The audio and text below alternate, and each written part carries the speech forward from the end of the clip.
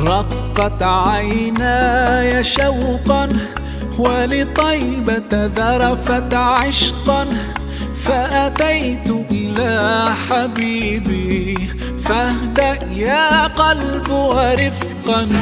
صلي على محمد. السلام